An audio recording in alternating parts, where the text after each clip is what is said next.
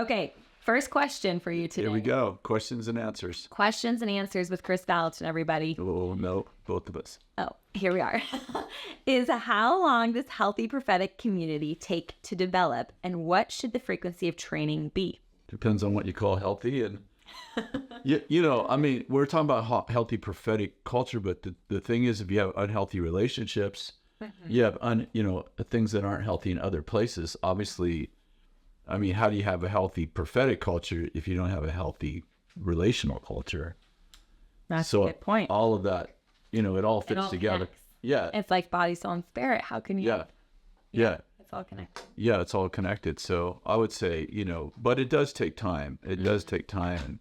And I think, too, we were having a great conversation before I came in today with the senior leadership team. Well, half of our team was gone on vacation, but we just had a smaller team, and we were talking about, prophecy, judging prophecy, because it feels like in our culture, we still don't really have a great system for judging prophetic words, especially big ones like these prophetic words we're getting, like, you're going to have $40 million to build that building this year. It's like, okay, well, we have to make decisions based on, we have, like, contractor needs a year notice if that's going to happen like that. So, so we talked a lot today about, increasing the maturity of our prophetic culture. We've been doing this for 44 years. Yeah. So, I think that it's a process. And at what point, just because you're healthy doesn't mean that you don't still have challenges and struggles. But I do think it takes, I don't think it happens in a year or two. I think that's actually really inspiring and encouraging, because I think sometimes, especially as a young person, you look at people that are older and you think that they've figured it out. They've been doing this for 50 years. They surely, there's a 5-step plan, and life is so much more complex than that. It is. Right? And the prophetic is so much more complex than that. And so it's ever evolving and ever changing, and you're always growing and you're always learning. And so there's not an arriving point, but there's just a continual learning journey that you go on where it's refined and matured. So it's really inspiring. And when you're talking about prophetic ministry, you're talking about talking to the Lord and having him. Right. I mean, like, this is like let's break down its basics. It's like, I have a relationship with the Lord, which he talks to me about me, and he talks to me about other people, and he talks about us, right? Him and I. Yeah. So it's like the part when he talks about me to me, or he talks to me about you. Yeah. That's what the Bible calls prophetic. So it's really about relationship, right? And so, for example, we were talking today about how the early church processed prophecy so much differently. For example, Agabus takes Paul's belt and binds him and said, this is what's going to happen, Paul, if you go to Jerusalem.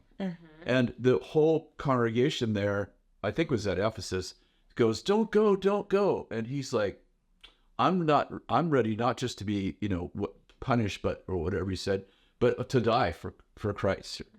And so the prophetic word in his case was like, thank you for telling me what the cost is, but I know I'm still supposed to go. So there's this multiple dimensions to healthy prophetic culture where you're not just going yes or no, black or white. You're going, what's at the root of this? Yeah. And what is the Lord, who's also my friend, trying to say to me? Yeah. That's beautiful. I love it. Okay. What does it mean to be called a prophet to the prophets? Have you heard that before? So not necessarily biblical. Oh, I didn't say that. I just said, it's not, 3/4 of what we do is extra biblical, not anti-biblical, like an altar call is extra biblical. We don't have altar calls in the Bible anywhere. But I've never heard that phrase, a prophet to the prophet, so I wouldn't know. I wouldn't want to say something. This is what it means. Yeah. Totally. Okay. Well, I love this next question. Okay. It says, what is the best way to prepare for BSSM? I'm assuming this person's coming to school. What would you say? Lead head teacher? You went to BSSM. I did go to BSSM. So you would have some different kind of insights than I would have. That's true. Yeah, you were never a student at BSSM. No. I'll say some, and then you can share what you think. Yeah, definitely. I think, it's kind of put on your seatbelt. It's incredibly fun, and it is incredibly challenging. I think that, going to boot camp is different than going to high school. And I think this is not boot camp, but it's not high school. It's like, you are going to be called higher. You're going to be discovered, developed, and deployed. You're going to be in a group of, at least 40 or 50 people that you get connected to. You walk with them for an entire 9 months. And you build relationships with people that you probably wouldn't even want a friendship with, or wouldn't, because you're having shared experiences. Yeah. You will be a part of a miracle. Like you may be like, I don't do miracles, it's not my thing. And it's like, you'll be very surprised that this atmosphere brings out something in you that you didn't know was in you. Yeah. How about you? What would you say? Oh man. Trying to think back to when I was coming up to BSSM. I think there's so many different dynamics to a person coming to BSSM too. Some people are coming for one thing and then the other thing. And I think it's so important, honestly, to come expectant, but not with an expectation, because I think... Ooh, that's a good distinction. Yeah, I think you'll be surprised by what the Lord has for you. And I think sometimes when you arrive to the scene thinking, I have to come to fulfill this thing, you don't actually value the thing that he's doing inside of you. And you spend the whole time wondering why this other aspect of why you came isn't unfolding, when the reality is he's doing something that he needs to do in your heart, in your life, whenever that looks like for you. But sometimes you can't even see it because you're so focused on when is this going to unfold? I thought I was coming for this thing. So I think it's coming expectant for the Lord to move, but with an open mind and just with faith that he's going to.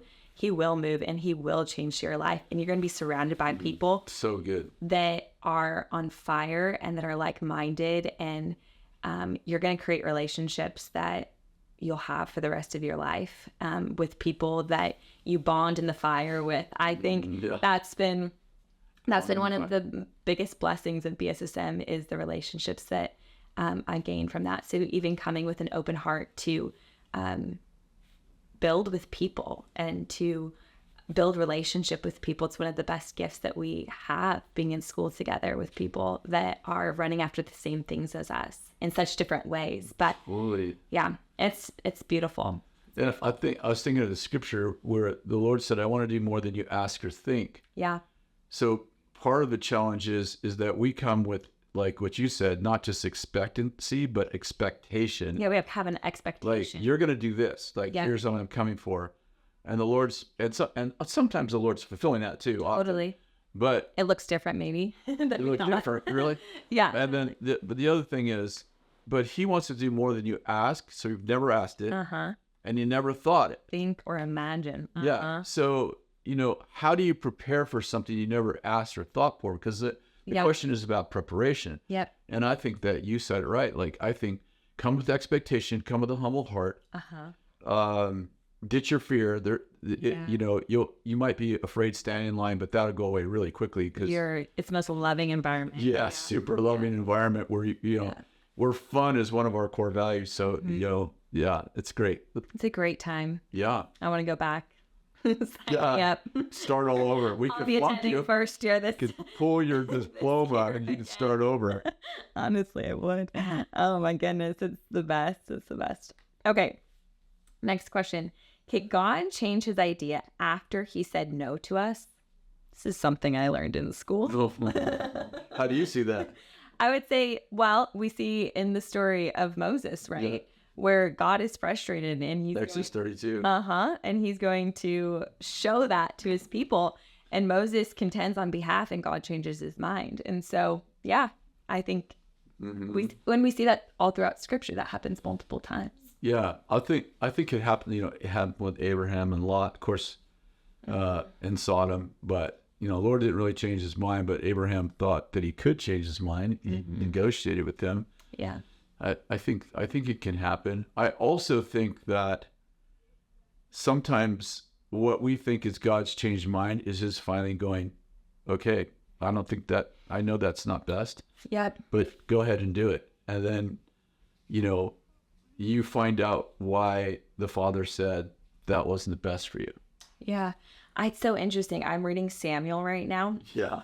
And you see in Samuel, right, that they want a king. Yeah. They want a king. There you go. And they've wanted a king since the beginning. And he's like, don't you remember that I brought you out of slavery and I brought you to the promised land? And he's like, this is what they've wanted since, Samuel's talking to God. Yeah, this is what they've wanted since the days of Moses, you know?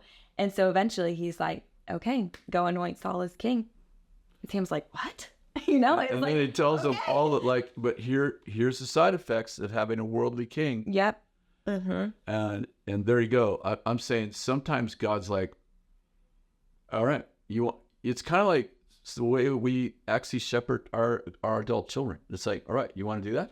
Yeah, you're like, do it. Might not be, but I mean, how that? There might be some side effects to. Yeah, but that's free will, right? He's created that since the beginning of time. Yeah, that's really good. I love what your answer. Yeah, it's great. I forget if we answered that question. Yes, you can. God can change his mind or get his idea. Okay, next question. What should I do in a waiting season? I also love this question. You do? I think I love it because it's so common. Everyone finds themselves in a season where they feel like they're waiting. I mean, I always think, for some people wait forever. I mean, a few things come to my mind, so I'll say mine, you share yours. The first one I'd say, there's no such thing as just waiting. I would say preparing. Yeah. So I'd be preparing. Like David was anointed king, 1 Samuel 14, I believe. But he doesn't become king for 14 to 17 years. But what's he doing? He's learning how to be a king. He's learning how to lead people. And the first thing he does, one of the first, of course, he kills Goliath, but one of his first thing he does is lead 300 men who are. It's like, how you gonna lead a nation if you can't lead 300 men? So he's preparing. He's learning leadership. He's learning how to bond in battle. He's learning how to fight his enemies. He's learning how to build something. Yep. And he's going to need those skills. Really Moses he trains 40 years in growing up in Pharaoh's house. Who's Pharaoh? He's a king. What's Moses going to be? The leader of a nation. Yeah. So the Lord raises him in Pharaoh's house, and I don't think it was mostly evil. I think it was mostly good, in that he's learning how do kings think. Yeah. How do kings think about roads and water and, getting people, like natural, what do you say, utilities or, resources. How do you meet the need of millions of people? How do you lead millions of people? Like, how do you think about the people? So, preparation is important. Yeah. The second thing, is kind of a little bit opposite of that, in that sometimes people are waiting for something to happen. Yeah. And God is waiting for them to act on what he's already said. Good. So, and I'll say, like, these are kind of two tensions in my mind. Yeah. It's like, I'm preparing. It's just like, go do something. Mm-hmm. That's so good. What do you think? Like you said, you like this question. So yeah, I just like it because you get it so often. Mm-hmm. So, and I've been in the season. We've all been in seasons where we feel like we're waiting. And I would agree. I think recently I was even kind of journaling about this, and I'm like, I think the waiting season is so much more about preparation than anyone ever talks about. Yeah. And I think we actually have a choice in the waiting season to decide if we're going to take the seat of the victim or if we're going to take the seat of a victor, right? So are we going to just sit there and wallow in the fact that we're just waiting for this thing to happen in our life? And you promised me you do this, and yet where is it? I can't trust you anymore. You're not making this thing happen. And we just become victims. Yes. Versus, okay, actually, I'm going to pick up the tools that I have been given, and I'm going to go learn some things, and I'm going to put these things to work until they're refined, until I'm given more tools and actually put that thing into practice. That's really good. So I just think that it's more about preparation. And if we take that mindset, I think the waiting season will feel so much easier to walk through, because you'll feel like you're working towards something versus just waiting for life to happen to you. Yeah, the other thing I would say is, like, life is way more about a journey than a destination. Yes. So here's the challenge with some of the mindset that I'm talking about, Ellie. Like, It's like when this happens, the fulfilled prophecy, I get married. Then I'm going to have this life. Right. But the deal is that you're going to get married and it's going to start a whole nother process. And you're going to be like, when I have children, and then it's going to be when my children are, and it's going to be when we get our house paid off. And there's always a reason for life to not actually be at its fullest. Yeah. And like, what if fullness doesn't have to do with circumstances? Yes. But what if it has to do with relationship with God? Yes. So I think that a lot of people miss so much in life because they're waiting for a fulfilled prophecy. Yeah. Instead of acting every day as if anything's possible. Yeah. Yeah. That's really good. Really, really good. Okay. Somebody's asked, Kris, does prophecy come at the most awkward moments in social environments, such as a party or a random event? Basically, I think this person's asking, like, is it always just in a church setting or, No, I think mostly out. Yeah. I think the way it's supposed to be, like if you look at the early church, there was very few prophecies inside the synagogues. It were mostly on the road, in the streets, in relationship. No, I think the church without walls is a great way to say it, right? I mean, absolutely. I think that it happens in the church, but this is part of the challenge is that we're expecting awesome stuff to happen for 2 hours a week on a Sunday. And I'm like, what if we just woke up every morning going, anything is possible? Yeah. So I think we have to live with the high expectation that the Lord could speak to us with a homeless man. The Lord could speak to us with a friend calling us, a friend, or as we're reading our Bible in the morning. Like last night, I had a great encounter with the Lord, and just in bed. So, I think my greatest encounters, most of my really life-changing encounters, have been alone in my bed or in the bathtub or something. That's great. Okay. Somebody's asked, let's see. What is one of the ways you have encouraged yourself in the midst of intense times? Speaking the promises, going after God and what he is showing you. But what do you do when you are weary? Well, we talked about this a lot, maybe 6-8 months ago, and a lot during COVID. Yeah. I think finding places of gratitude. Like I don't know how many of them now, maybe 100, more than 100 things I'm thankful for. Yeah. I was just revisiting them probably 3 weeks ago, going through the list. All the things I was thankful for, all the things God's done in my life. And I actually had forgotten several of them. Yeah. And I think that faith grows in the garden of gratitude. I think so. And I think that it's so easy to get focused on what God has yet to do. The frustrations you have, like, yes. Kathy has Parkinson's. She lives with it every day. I live with, I'm with her. I'm sleep right next to her. Right. So, I mean, it would be really easy for her and for me to think about what the future could be like with that disease, or, the worst case scenario, or, she has limitations sometimes, and it could just trigger like, oh, my life is dramatically reduced. And yet we're living in such a beautiful season. Our kids live just down the street from us.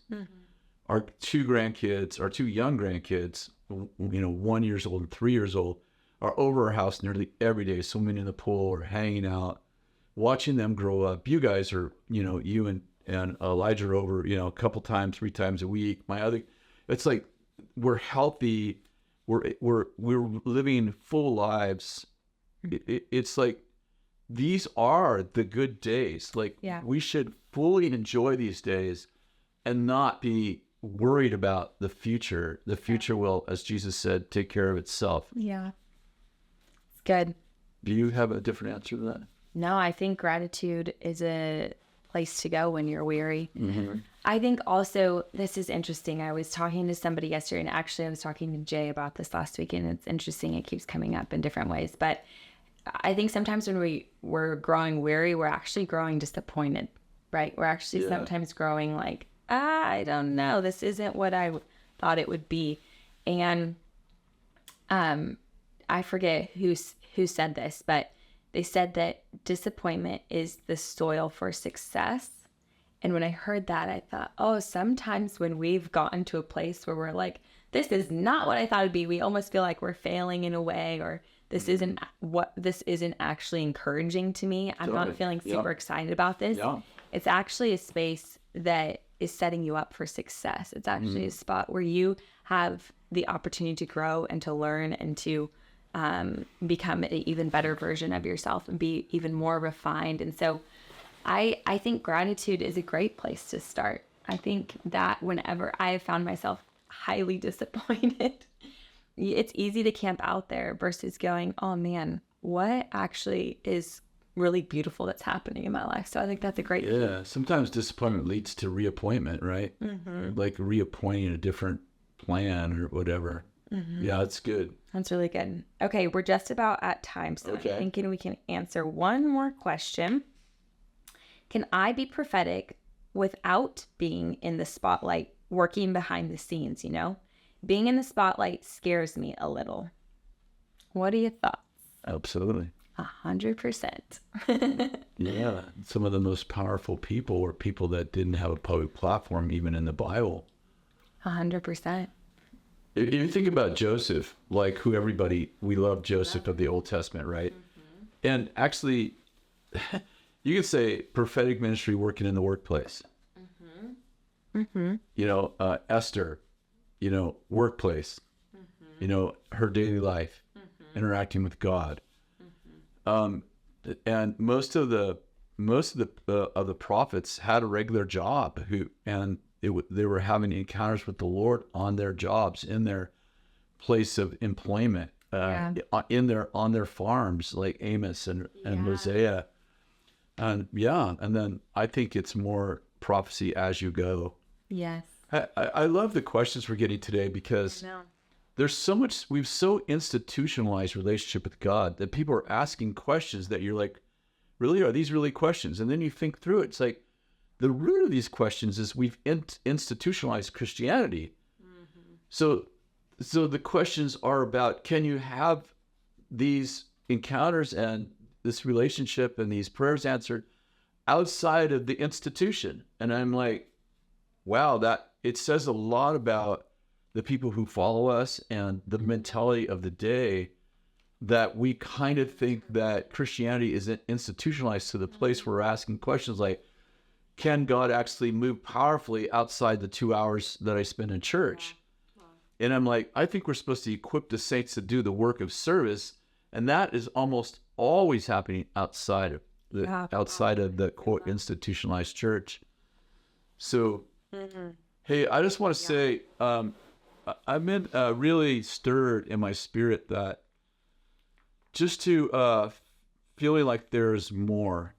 Yeah, and you know, I've had a couple of encounters in the last year that, you know, I think I shared one here where the Lord said there won't be any more cussing, and I want to say, you know, I nobody on my team would say he cussed like a sailor, but definitely I feel like the Lord is doing something in the whole area of you know, holiness and working on our attitudes and our hearts. Purification. A couple of nights ago, I woke up with this proverb that says, every man's way is right in his own sight, but the Lord judges the motives. And I'm like, ooh, motives.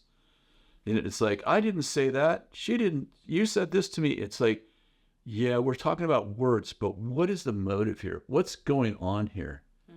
And I think the Lord is purifying our motives. I think he's purifying our mouths. I think that we're in a beautiful, holy, but like what people would say, glory epoch, but glory comes with correction and holiness. Isaiah 6. I see the Lord, he's high and lifted up. Oh, I'm a man of unclean lips. I live with a bunch of people with the same issue. And I think that we have to understand that there is holy conviction coming to us. I mean, I'm speaking to myself, obviously, and that some of what you might think of as condemnation is actually the conviction of the Holy Spirit in working in and through our negative attitudes. So I just want to pray, Lord, I thank you so much that you love us enough. You love us enough to not leave us the way we are. And I pray, God, for that holy conviction of correction, of redirection, of cleaning us up from the inside out. From you want a bride that doesn't have spots or wrinkles. You're looking for beauty and splendor and excellence. And so we bless your people today in Jesus' name.